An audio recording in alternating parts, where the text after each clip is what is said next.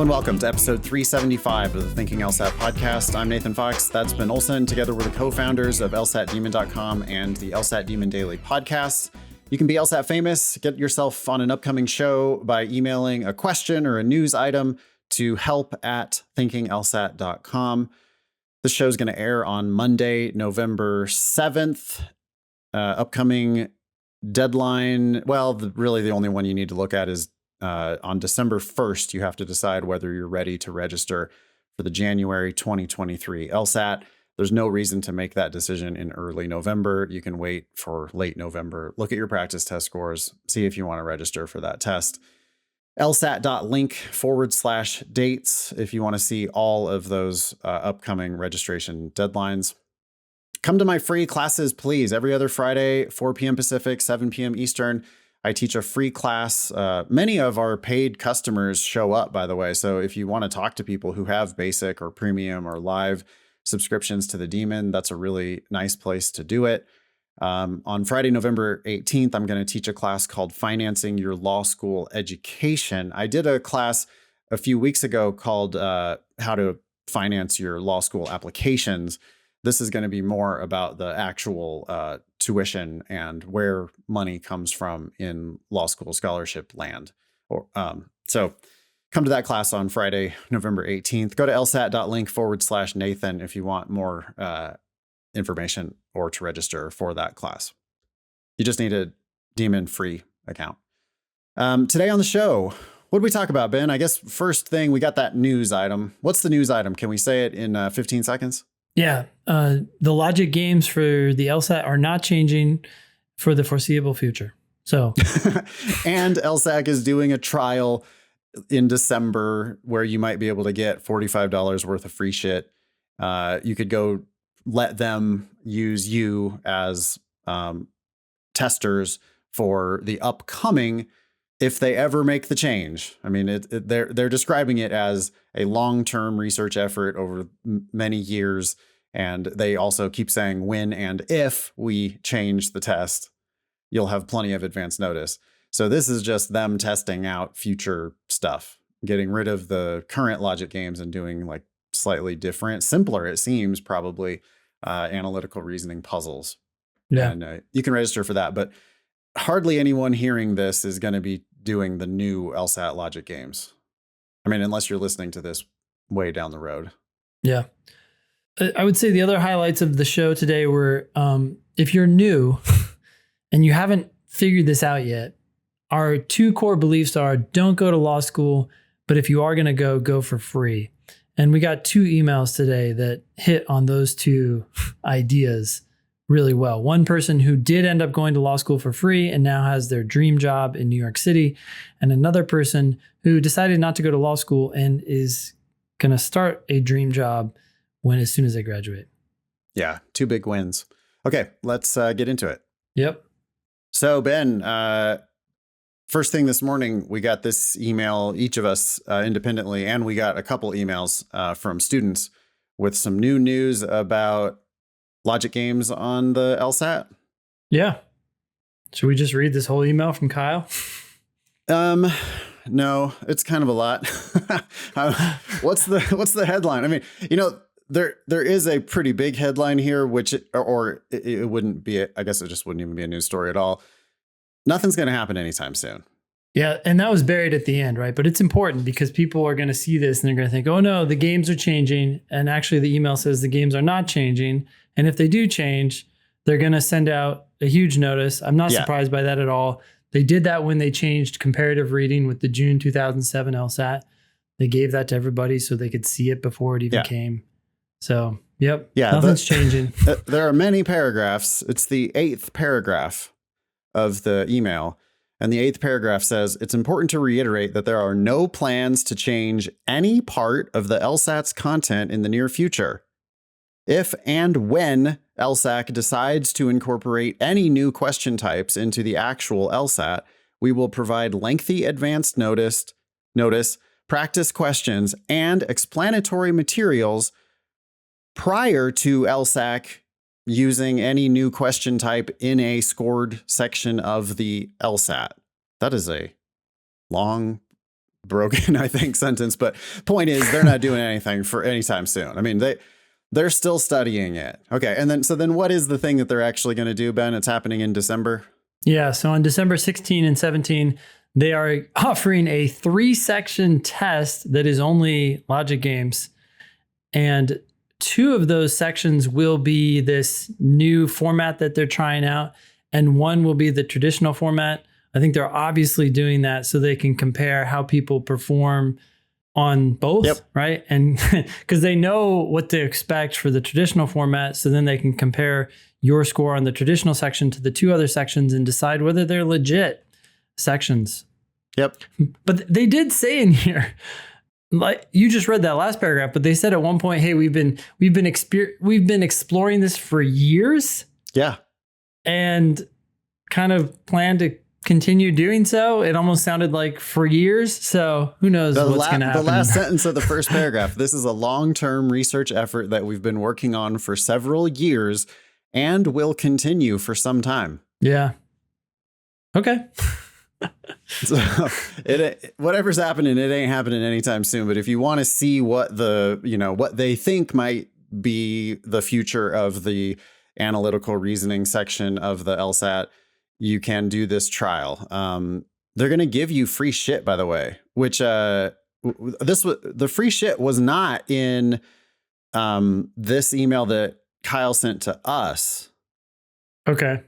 But in the email that was forwarded to us by several students or several listeners, students and listeners, it did say, let me see, I've got it right here. Yeah, they're selling it to the students as, you're going to get feedback on your performance on the official analytical reasoning section. Yep. You're going to get your test back.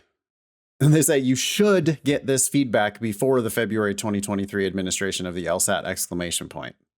But the should there does a lot of work. It's not a promise, it's just like, well, I mean, you should, ! You should. But okay. It's interesting. What kind of feedback are they going to give you other than you got these right or wrong? They're going to give you the answer keys. Here's... That's it. That's all you're going to get. It says feedback on your performance, but then the next sentence says you will get a copy of the section along with correct answers and the answers you provided. It also sounded like they were going to provide like their interpretation of how to diagram these games. Yeah. But I see that you split worlds here based on this. I think it might be a better idea to split this. No, that's not. No, they're not going to do that. But I think they might provide the kind of feedback they provided in the Super Prep, right? Which is these like the LSAC's attempt at explaining games. Possibly that. I don't know. Maybe. But then the free shit you're going to get if you sign up for this no risk dress rehearsal for the future LSAT logic games that you probably will never actually take, because it's looking like this process is going to drag on for years. It already has dragged on for years. Anyway, you get either 1 free score preview with a value of 0. Well, I mean, that they charge $75 for. 1 free credential assembly service report, which they charge $45 for. I mean, you definitely would need that. You're going to use those. Yep. A free 1-year subscription to Law School Success. They're the new pre-law thing that they told us about. I thought that was included with Law Hub, so I'm confused. Or a free copy of LSAT Super Prep and LSAT Super Prep 2. So printed books.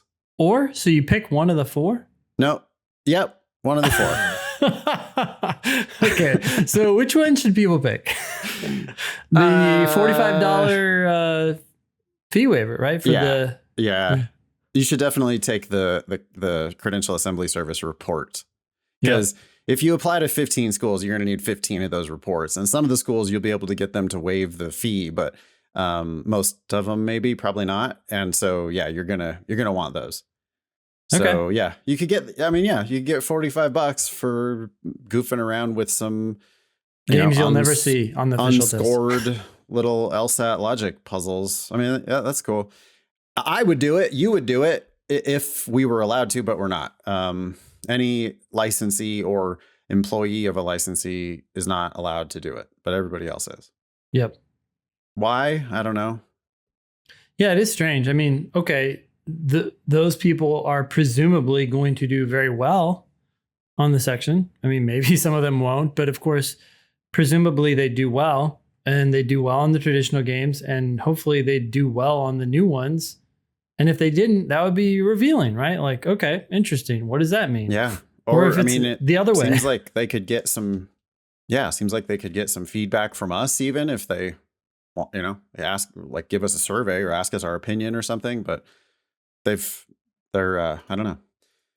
Okay. So that's happening in December. You can sign up if you want. It's not scored. You're not really going to learn anything of value, but you might save yourself $45. Yeah. Okay. That was from Kyle McEntee, Senior Director of Pre-Law Solutions at LSAC. We've talked to Kyle on the show before. Thanks, Kyle. Yep. Nice guy. Okay. This next email here is a follow-up about LSAT and IQ. You want to read it? Sure. Hi, Ben and Nathan. I enjoyed your discussion of the relationship of the IQ and the LSAT. I would like, though, to take an opportunity to challenge a premise.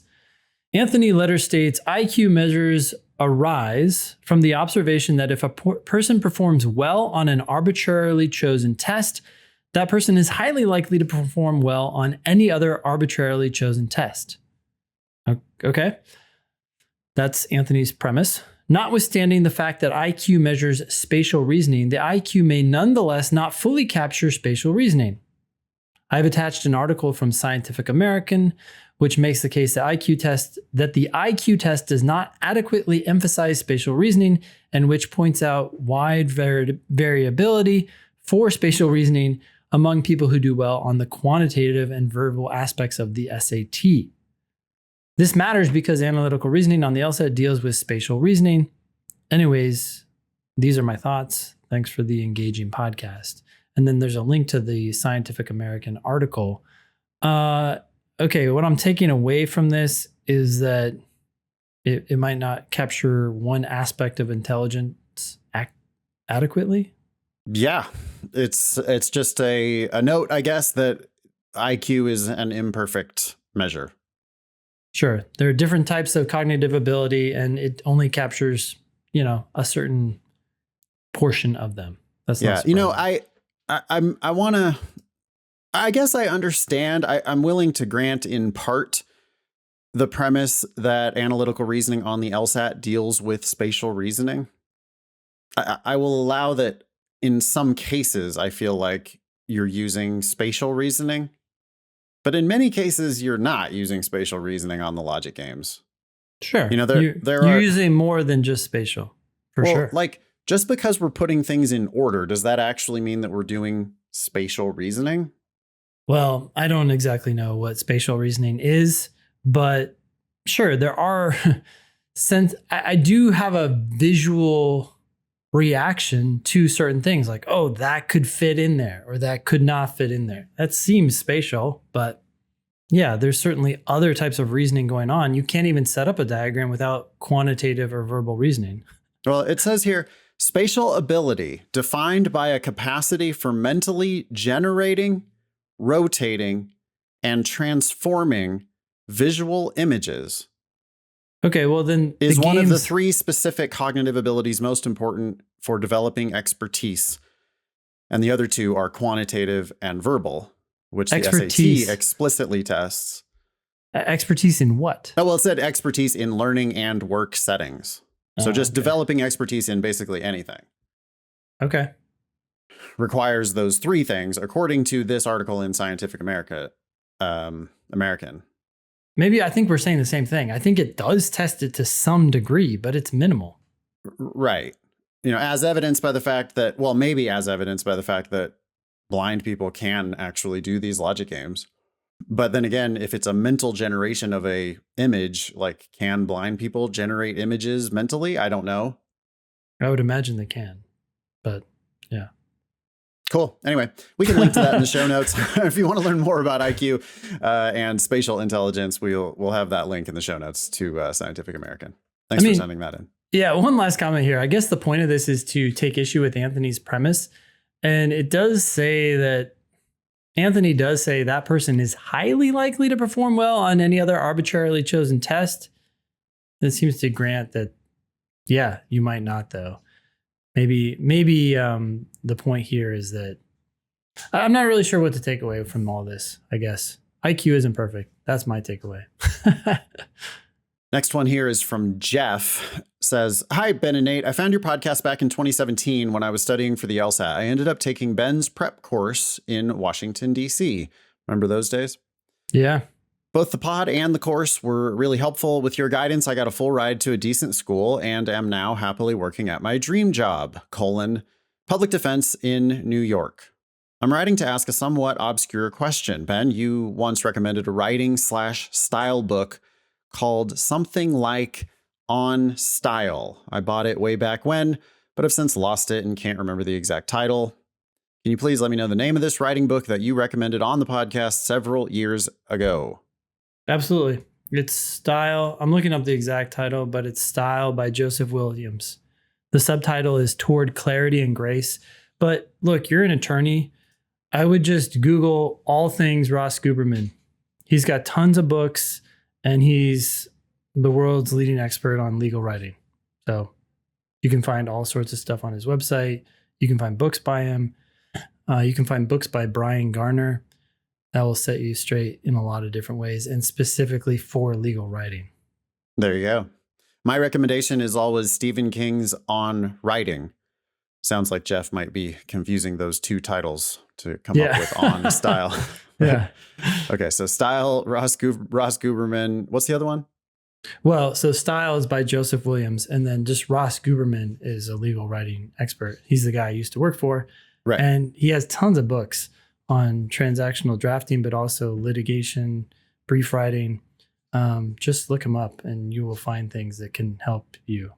So there we go.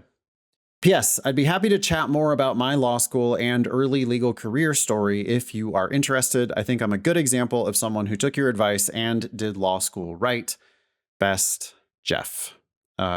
We would love to have you, Jeff, on the show. That's fantastic. I mean, look, it's the best case scenario. You had a full ride and now you have your dream job. So yeah, poster child for doing it our way. Yeah. And public defense, it's not the same kind of salary as you would make in a big law firm, but you don't need it when you don't have debt or as much debt as you would. Correct. And paying full price. Yeah. Yeah, right. Like going into debt wouldn't have helped Jeff get rich. Jeff wants to practice public defense, so he's not getting rich while he's doing that. Might as well avoid the debt. Yeah, there are like loan repayment programs, but Jeff's not even going to have to bother with all that. Jeff's not going to have to make, qualifying payments for 10 years of his life and watch as the debt continues to climb while he's making those payments, waiting for the miracle loan repayment. Instead, Jeff's just doesn't have the debt already and he can do whatever he wants. And by the way, if you kick ass as a public defender in New York, there's going to be ways that you can make money if you want. Like law firms do criminal defense. They want someone from the other side of the table. Yep. Who has they want someone who has actually done, they want someone who's actually done trials before. Yeah. Right. Because their new associates are going to have like no trial experience. So Jeff's going to, if he wants, after 8 years in the public defender's office, I think it's easy to jump over to private firms, probably at a pretty high level. If he wants. Yeah, but he doesn't have to because he doesn't have this debt over his head saying, go get a fucking job that pays way more right now and do whatever your boss says. Yeah. Cool, Jeff. Yeah. Email us back again and we will set you up for a guest spot. Love to talk to you. Great. Thank you, Jeff. You want to read this next one from Hannah? Hi, Ben and Nathan. I am so glad I stumbled upon your podcast and the demon. I officially decided to pursue law school in August of this year and thought I would apply for the 2023 cycle. Okay, super common mistake up front. Before listening to your podcast and advice, I went ahead and signed up for the November test, which I somewhat regret, but whatever. After listening to your podcast and seeing I could earn a full scholarship to my local law school with a 163 LSAT, I decided to start putting in some work with studying and pushing off my law school career to 2024. Great. So glad to hear that. I took my first practice test on October 1st and got a 147. I just took my second practice test and got a 159. Okay, nice. 12 points, which I was not expecting after only a month of study. I am over the moon, and I know that my potential for a 170 plus is there. I am now shooting for better law schools and will accept nothing less than a full scholarship. In conclusion, you guys are lifesavers. Well, you're at least life changers. All the best, Hannah. Okay, thanks, Hannah. So glad to hear that. It's crazy what a small bit of information can do. It's a common story. You know, we have lots of folks who come to us who don't know what their real potential is. I mean, Hannah didn't even know she could get a scholarship with a 163. Now she's learned that, you know, not only that, but 163 seems like a number that she's going to be able to just blow right past. Yeah. With 12 points of improvement in a month, and she's only 4 points shy of that 163. So now all of a sudden she's shooting for 170 and another higher tier of outcomes. It happens kind of a lot. Like people come to us thinking like, well, if I can get 5 or 6 points, that's great. And we're like, no, we want 25 points. Yeah. Yeah. That's terrific. Thank you, Hannah. Matt Dumont sent in this little item. It says, one of my former tutoring students is in the first cohort of a fully online JD at St. Mary's. And there is a link here to a story on Reuters headlined, "First of its kind online law school draws big applicant pool." And it's talking about how 791 people applied for this and only 27 of them are in the class.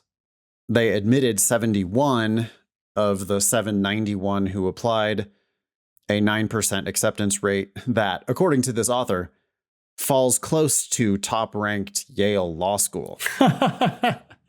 Let's pick one aspect and compare them and say they're similar. Matt also says he enjoyed that, and he put a LOL there. It's cool though, you know. Like I think this is fantastic. It's in San Antonio, by the way. Not that that matters so much since it's fully online. Yeah, well, this is how the price of education might change, right? Bring in a technology that makes it extraordinarily cheaper to deliver something similar in quality. It obviously loses the in-person nature and the socializing that comes from that. But that's the point. You're going to have trade-offs. You lose something, but you might gain. Wow. I mean, if they can figure out how to do it right, they could have an astronomically bigger class for the same number of professors. That saves a lot of money, could drop the cost of law school. And they can still socialize. It says here, fully remote St. Mary's students do all their credit-bearing coursework online, though they convened on campus for a 3-day orientation in August. So you did have to go to San Antonio once. 3 days, get to know your colleagues. And then it says after that, half of the online classes are delivered in real time. I was surprised by this. The other half of the classes are actually only offered asynchronous. Yeah, that is interesting. But actually, it doesn't say only. So maybe it's asynchronous and also in real time. But they could just be asynchronous. Well, if it is just asynchronous, that's the kind of class that can be exponentially Which, expanded, by the way, right? Which 100% should be the case. Yeah.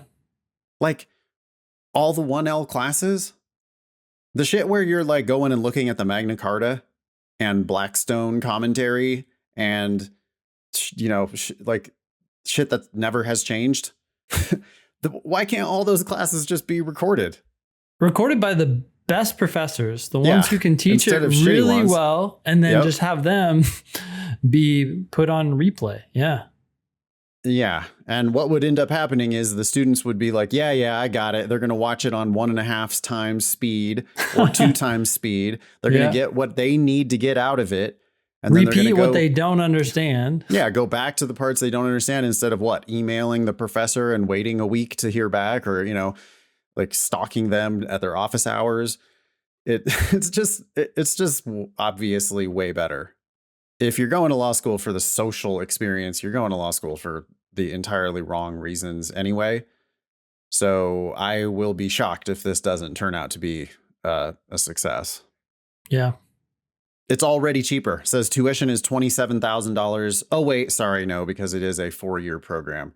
27,000 times 4 versus 41,000 times 3. It is still cheaper though. Not really though. Barely. Yeah, but Cheaper. I think as the number of people enroll, the need to charge that much will drop. It's going to be wildly more profitable than in person, for sure. Yeah.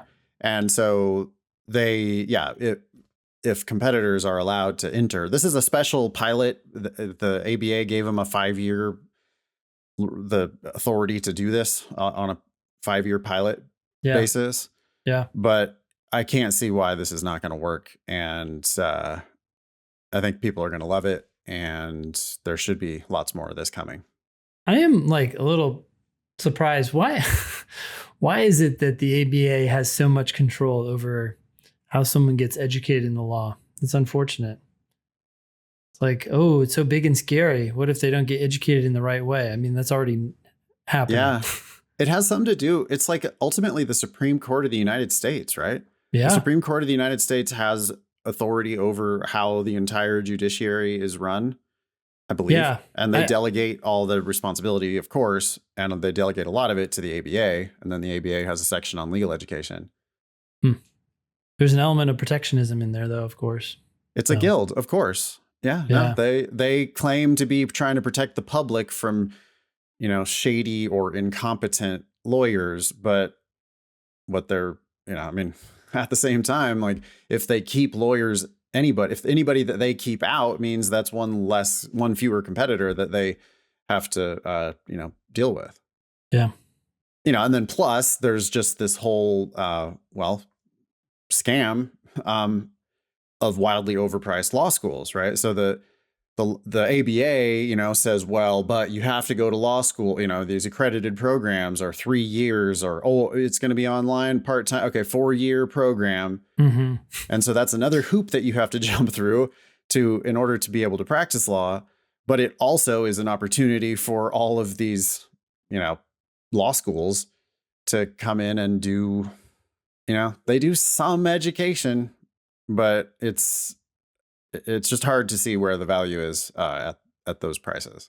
Yeah. It's much more just like it's like a tax. It's like a fee that you have to pay or not, because if you follow our advice and get a scholarship, then like Jeff did above, you're not gonna, you don't have to pay anyway. Mm-hmm. Well, I hope they keep going with these online programs. That seems awesome. Yeah. All right, I think it's you to read this one from James. Dear Ben and Nathan, I was featured on episode 366 asking for advice on whether to study for GMAT or LSAT. Apparently, James had an accounting and finance 4.0 GPA. James continues, I want to inform you that I have decided to delay law school for the foreseeable future.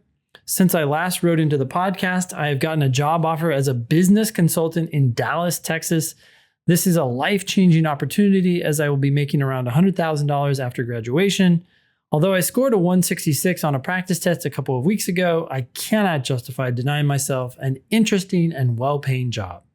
As you guys have mentioned in the past, I am doing everything possible to avoid law school. Okay.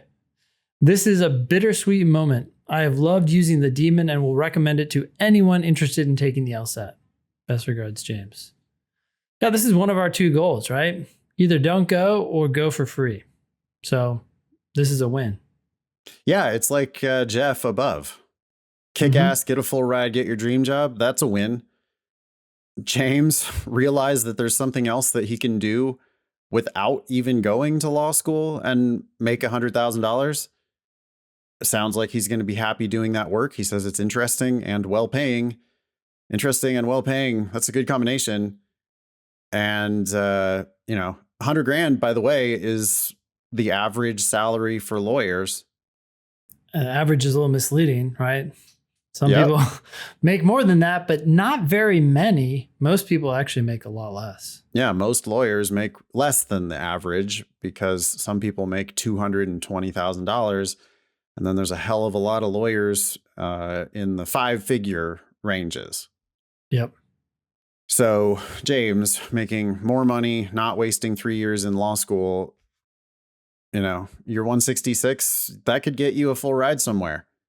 Who gives a shit? You don't want a full ride somewhere. You've already got career possibilities that you seem like you're going to enjoy doing. Yeah, and I hope this is obvious, but even if James did go somewhere for free, they gave him a full tuition scholarship.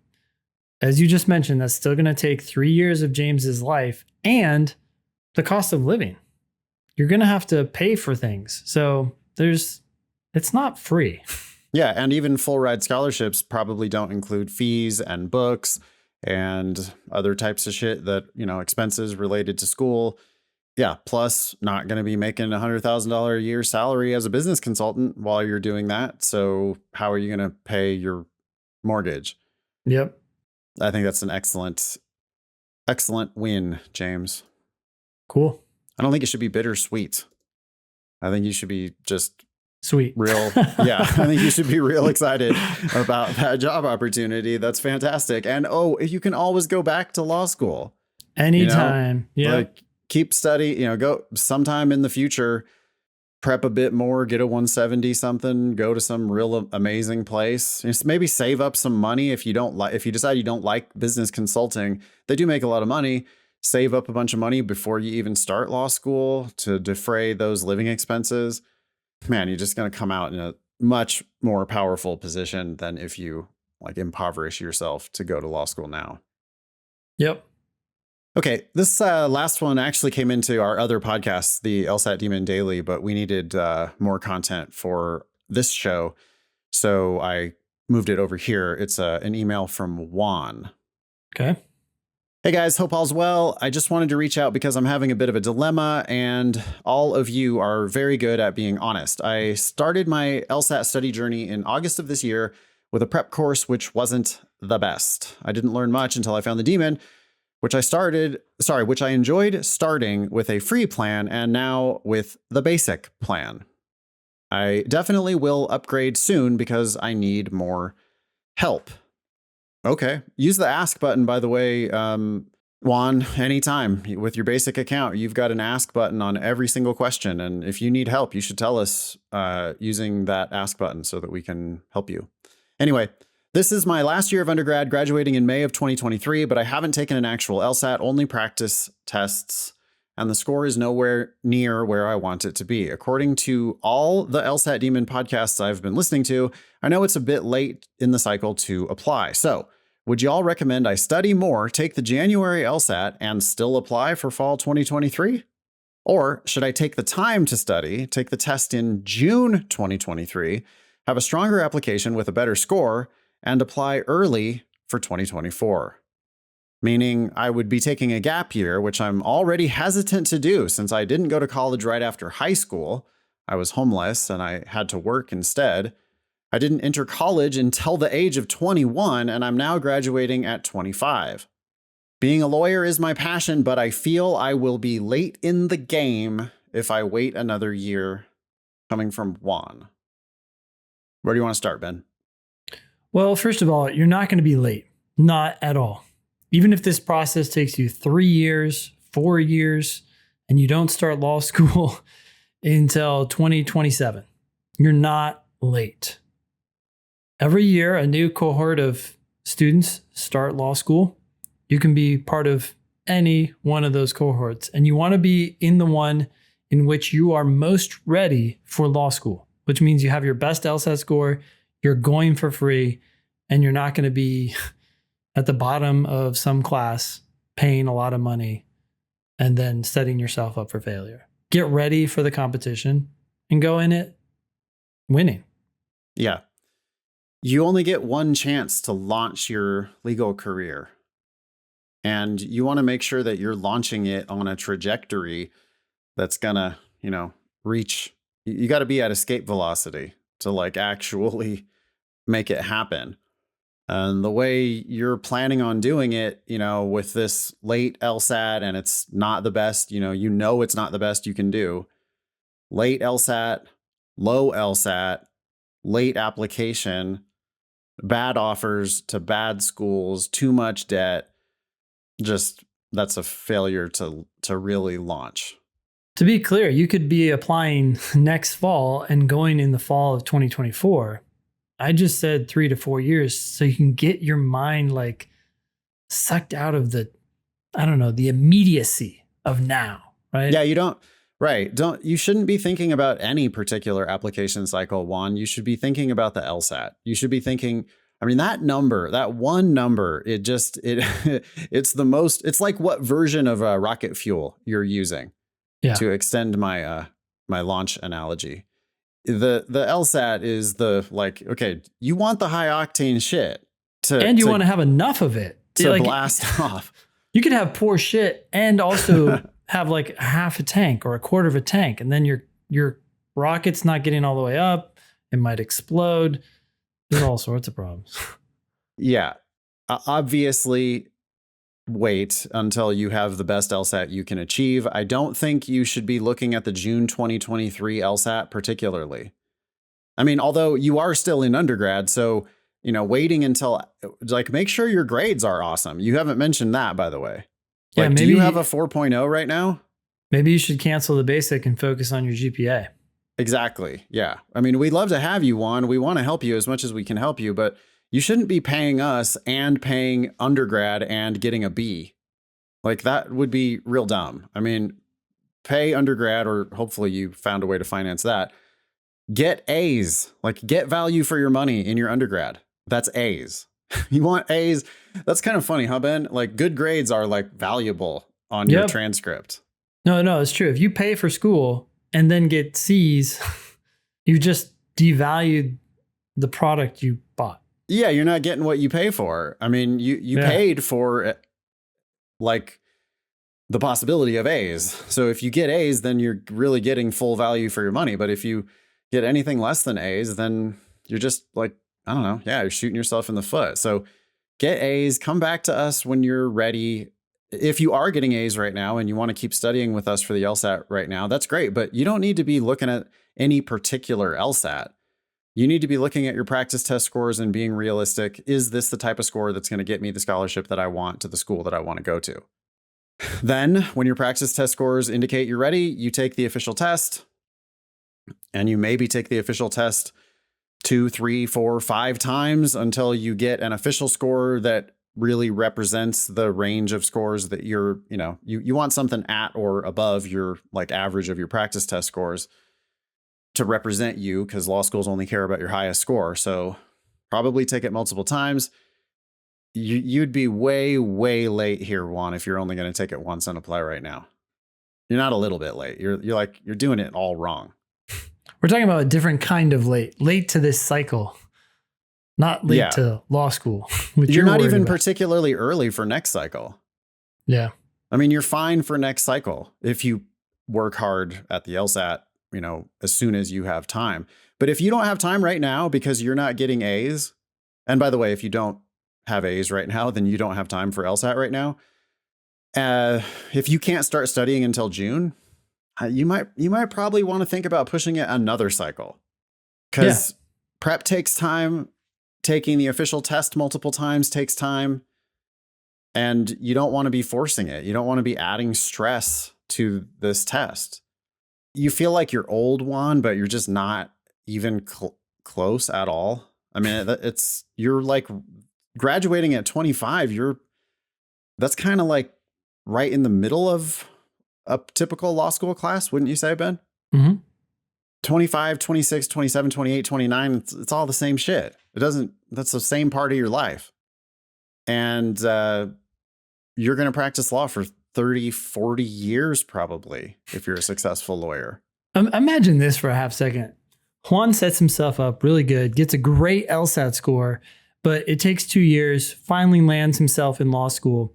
And then because he's at the top of his class, going for free, he does well in school. He starts getting A's in law school. Do you think anyone in his class is going to look over at him and whisper to their friend, he's got A's, but he's 20, he's 28.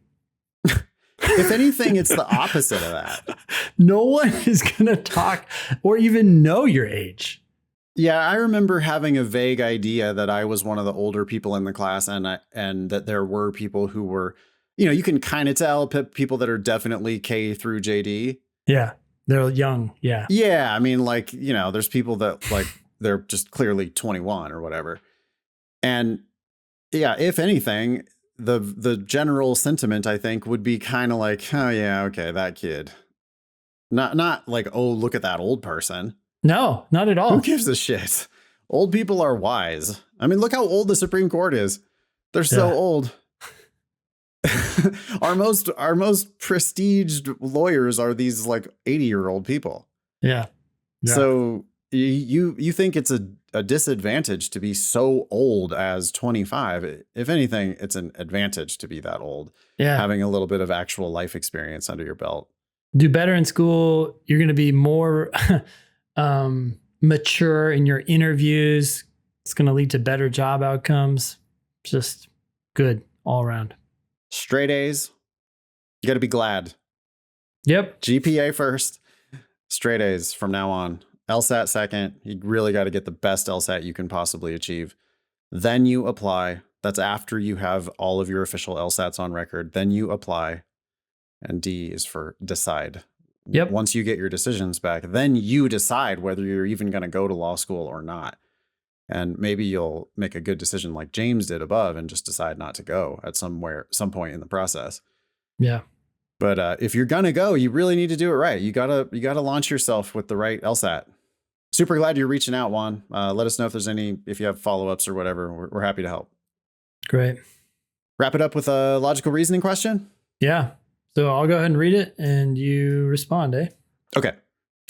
Test 73, section 4, question 17. It says, a positive correlation has been found between the amount of soot in the atmosphere of cities and the frequency of a certain ailment among those cities' populations. Yeah, so correlation can sometimes point in the direction of causation. Sure. And here, depending on what the ailment is, like, is the ailment black lung?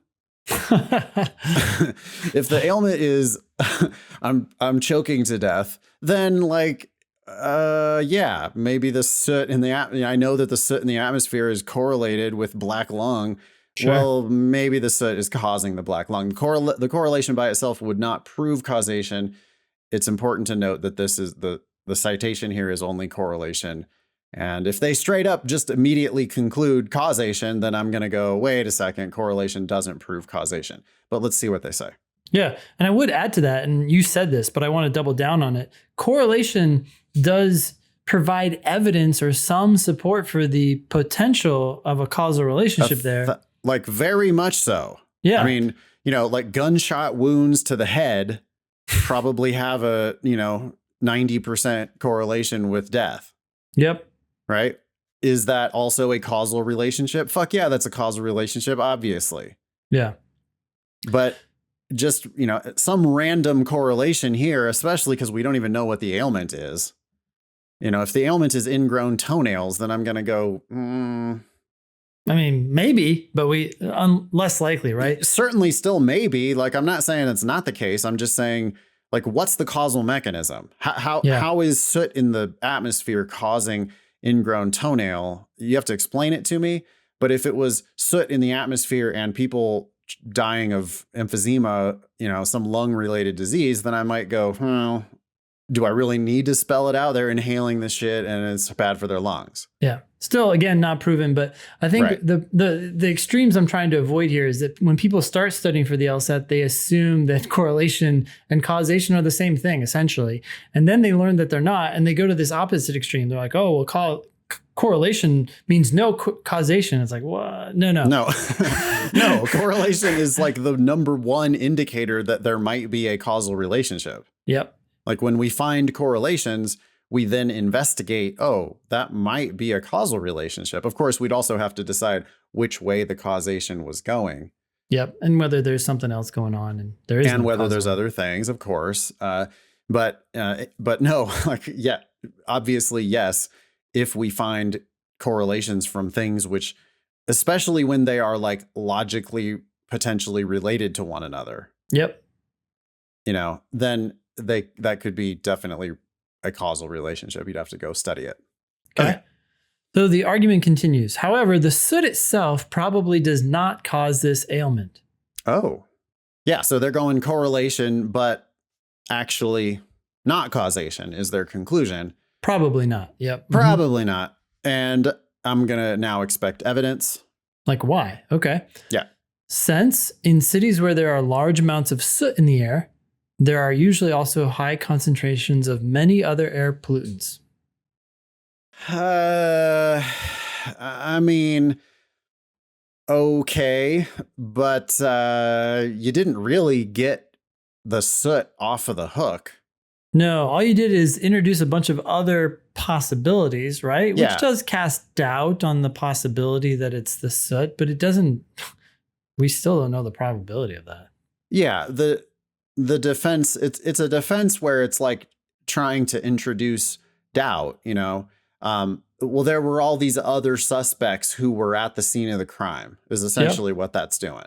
Yep. Anytime this ailment, anytime there's a lot of soot, there's also all this other stuff. So how could it possibly be, how can we prove the soot did it? But they actually do go a step too far here, saying it's probably not the soot because there's all these other air pollutants. They should have said might not, right? Yeah. I mean, it's like, because that's kind of like saying, well, it's probably not the bullet in his head that killed him because, there's all these, like he was a smoker and I know he eats cheeseburgers all the time. Yep. And boy, hates exercise. And, here's all these other things that could have killed him. So probably it's not the bullet in his head. No, it's obviously not that stark of an example because we are talking about soot as an air pollutant, but then there's other air pollutants. Yeah. So, it's like other suspects. Yeah. And those, they could be way worse, right? Which my bullet in the head example doesn't really, allow for. Okay. Anyway, the argument doesn't seem like super terrible. But it's got problems. They could be right, but I definitely go in armed with the objection of just because there were other air pollutants there doesn't mean that soot doesn't cause this disease. Absolutely. Okay. Question 17. Which one of the following statements, if true, most weakens the argument? Really here, anything that makes soot look like it would cause this particular ailment, like, a good one would be like soot is the most toxic of all known air pollutants. That would be an excellent weakener because it would be like, well, yeah, there were all these other air pollutants, but if soot is the very worst one of them by far, then your logic now starts to look stupid. But weakened questions tend to have a pretty broad range of answers, right? There's a lot of different ways that we could weaken this argument. Sure. But I think the key here is focusing on making soot more likely. Soot's our guy. We're trying to convict soot. So how do we convict soot here? Okay. Answer A. In cities where there are high concentrations of many air pollutants, but little, if any, soot in the air, the frequency of the ailment is just as high on average as it is in the cities where there are large amounts of soot in the air. Boy, that's a mouthful, huh? I really have to reread it. Here, I'll read it again slower. Okay. Yeah. In cities where there are high concentrations of many air pollutants, but little, if any, soot in the air. Okay. So places where all these other air pollutants exist, but hardly any soot.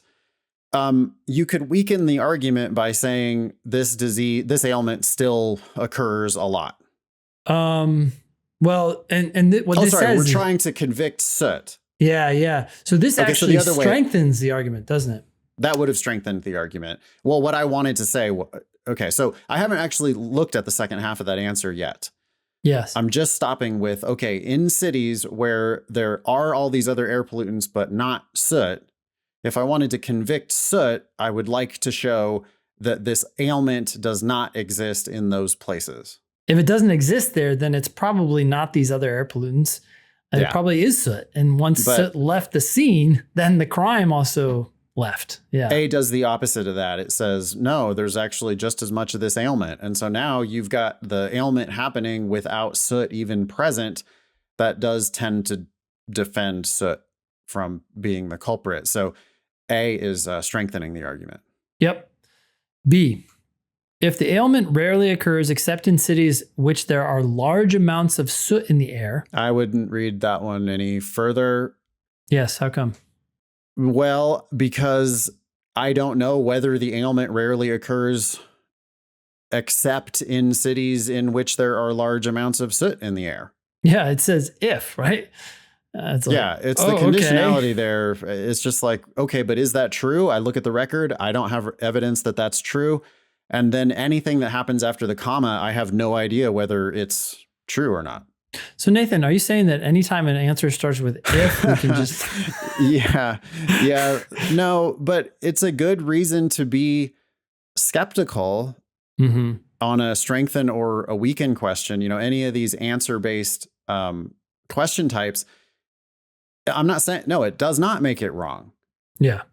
But in order for it to do anything, you have to be able to show that the sufficient condition is true. And here, I don't know if the ailment rarely occurs except in cities in which there are large amounts of soot in the air. It could be that it does occur all the time in places without soot in the air. That's unknown. So then, yeah, the necessary condition of B, I don't even have to read it because I already don't know whether the sufficient condition is true. So moving on. Cool.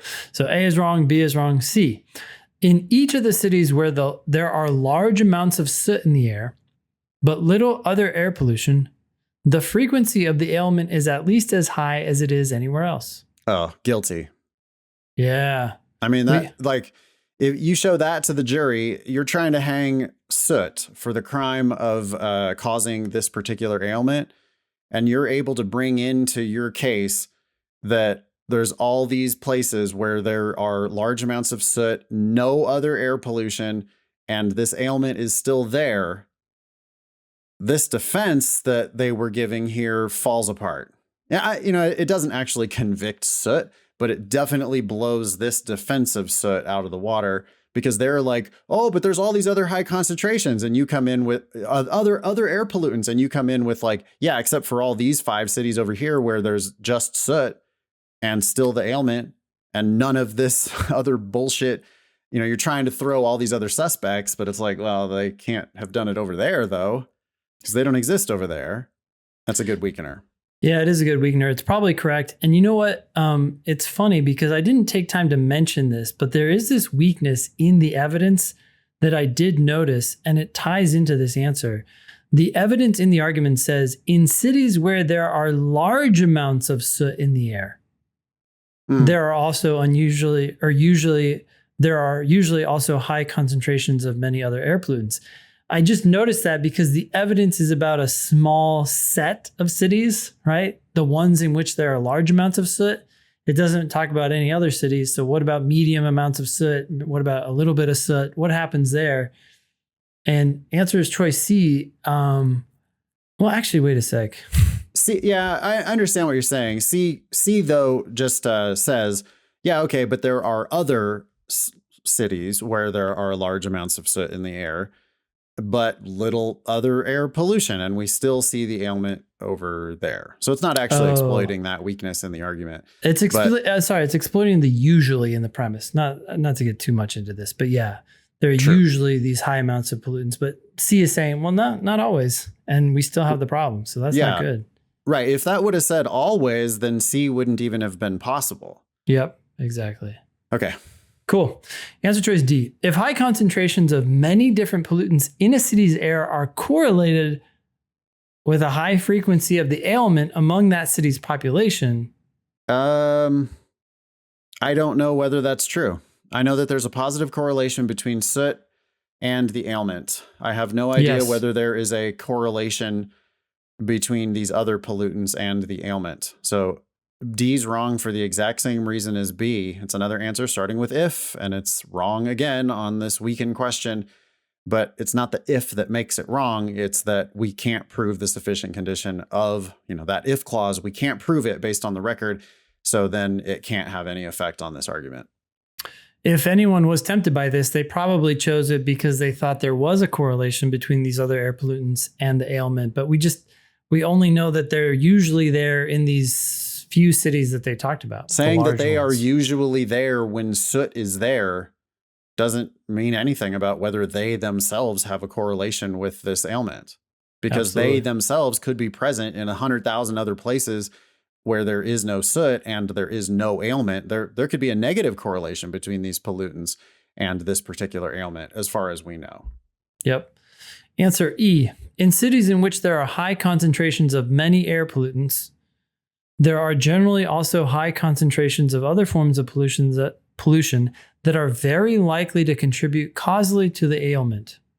So that's another strengthener. If you're trying to get soot off the hook, E says, hey, not only are these other criminals air pollutants there, when soot's there, we got these other suspects. But when we have those other suspects, we also have this other thing that's like a documented killer. Yep. Because the other thing here is however they know this, it's very likely to contribute causally to the ailment, which is like, damn, that's real good evidence. It's like a known killer who has specifically killed this kind of individual. Attacked this person before, right? We know that we have evidence of violence between these other forms of pollution, radiation or whatever they are. The other form of pollutant has definitely caused this ailment in the past. And that's an even better, distraction to try to convince the jury that it wasn't soot. By the way, so the answer is C. I was curious what answer was most commonly chosen that was wrong. And it's B. It's an answer choice you didn't even read entirely. Yeah. I didn't look at the if and immediately know it was wrong. I read up to the comma in that if clause, and I said, wait, if what now? If the ailment rarely occurs except in cities in which there are large amounts of soot in the air, but is that true? I don't know whether that's true. And at that point, I was done. Done. And I did some the same people thing as chose G. this. This was the most commonly chosen wrong answer. Yeah. So that means people are reading the entire thing and possibly even debating it. Oh, of course. Yeah. And that's a poster child for lately in class. I've been saying, hey, if you narrowed it down to 2, that's actually bad. It's because I don't do it. I never do that. Mm-hmm. In real life, I'm going to have 0 answers sometimes, but it's so rare that I have 2 at the same time that I think could both be correct. Kept 2 open. That's just not the way you want to be. Too much. Yeah, because precisely because you want to be hitting the eject button on both B and D here halfway through. Mm-hmm. As soon as you know that sufficient condition is unknown, you just go, well, then that's not going to weaken the argument. Yeah. And contrast that with somebody else who narrowed it down to B and C. You're giving B way too much respect. I mean, it's not a contender if you understand it. So you need to do a better job of understanding it, which is slowing down. Like I take more time on that first part of that, the sufficient condition. I take more time on that, realize that it's unknown, and then I get to spend 0 time on the rest of it, thinking about the totality of it and comparing it to another answer choice.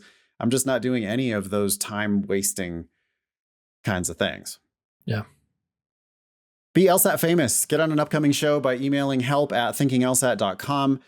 If you have questions about the LSAT Demon, you can email help@lsatdemon.com. Please check out our other podcast, LSAT Demon Daily.